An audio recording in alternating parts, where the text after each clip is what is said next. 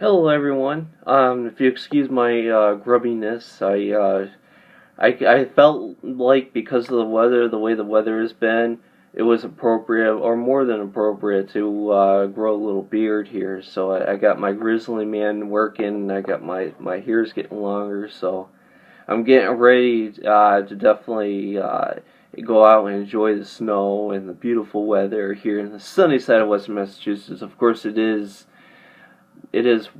Friday. Thank God it's Friday, right? January 10th, 2014. Thank you for tuning in. Now, what I wanted to talk about is I really want to talk about this whole Target scandal and how it really affects you and it affects myself. Now, here's the thing. There's been breaking news that had been reported earlier today that over 70 million people's cards have been compromised due to this hack attack.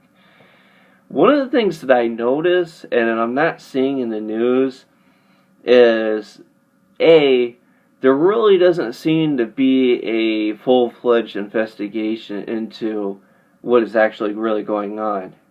And that's what I want to understand and want to know is, where is there an investigation, a criminal investigation, and are people going to go to jail over this? Well, I'm not seeing any evidence of that. Maybe some of you are, and if you can point that out in the comment section, I appreciate it. But there's not a whole lot of that going on.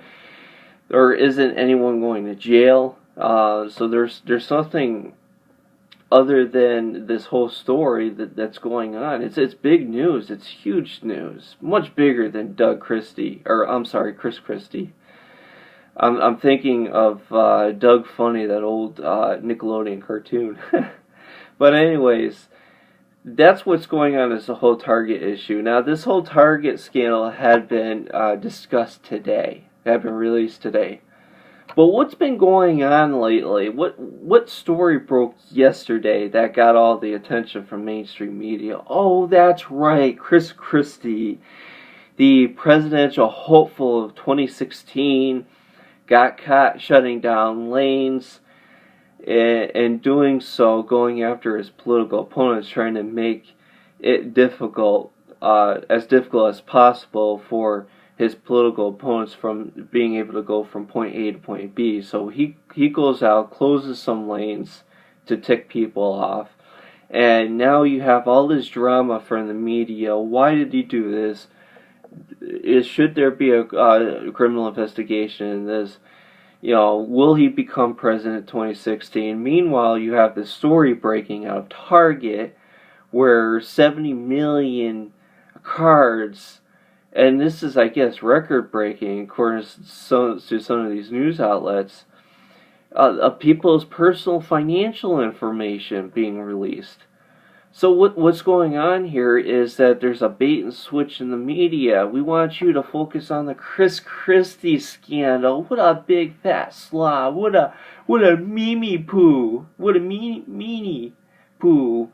Closing down those lanes so those libertarians, those liberals can't get across state lines, or so on and so forth. So really, while people are pandering on about that, not much discussion out of the whole Target scandal, and so we probably should try to keep track of that, especially if you're prone to using your debit card at many of these big box retailers.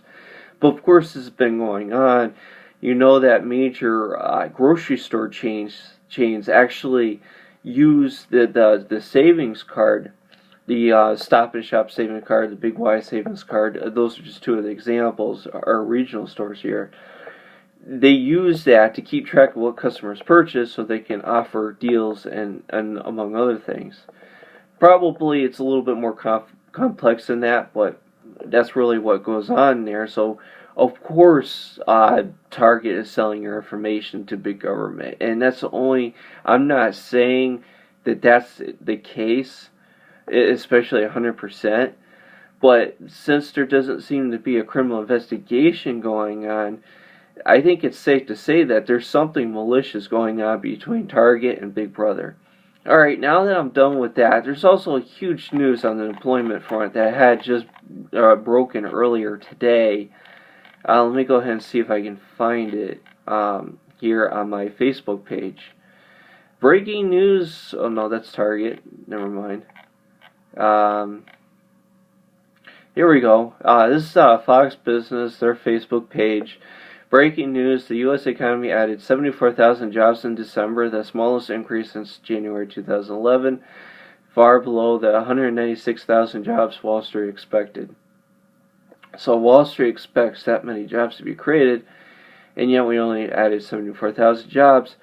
Notice that they didn't mention many of those jobs are probably temp jobs, they're part-time jobs. So they're not even real full-time jobs. And they didn't even talk about how many jobs were lost. They just talked about how many jobs that were added. So with the 74,000 jobs that we've added in the month of December, who knows? We might have lost over 200,000 jobs in the month of December. I'm not saying that's the case, that we lost 200,000 in December. I'm just speculating as to what is the real story here, because we know that December is the end of the Christmas rush. We know that that's when a lot of people lay people off, or a lot of companies lay people off due to the downtime coming in January and February in retail. So of course people are going to lose their jobs that month, later that month, early January. But of course we do know that the government does manipulate these numbers to make it appear as though it's not as bad as what they're reporting. Now, Macy's, they're closing something like 5 stores, laying off 2,500 employees. So I guess the Christmas season was really well done. It sounds like retail made googly amounts of money since Macy's closing 5 stores. I think that's what's really going on here. I think economic law has been turned upside down, and that when stores close, that's good for the economy, and when stores open, that's bad for the economy. I think when new jobs are actually added to the rolls, and new full-time, regular paying jobs, I think when those jobs get added on, that means that's horrible for the economy. I mean, that means people actually can get employed and actually make money and actually can survive. So that's horrible. That's terrible. I mean, God forbid someone can actually go out and pay their mortgage and actually pay their student loan debt or pay their credit card debt. God forbid that someone actually can do that now. So of course those are just some of the news topics that come out today on Friday. Of course, I will do some more reporting as the weekend progresses. I will be going back to work Monday. I'm excited about that. Be making some money now. So, of course, you won't see as many videos as you're accustomed to from within the last few weeks.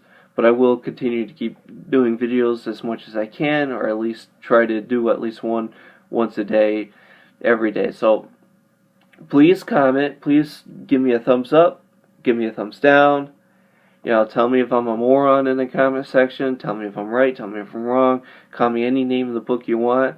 You can troll me. You know, just stop on by. So thank you for watching. Thank you for listening. Take care and have a great weekend. Bye.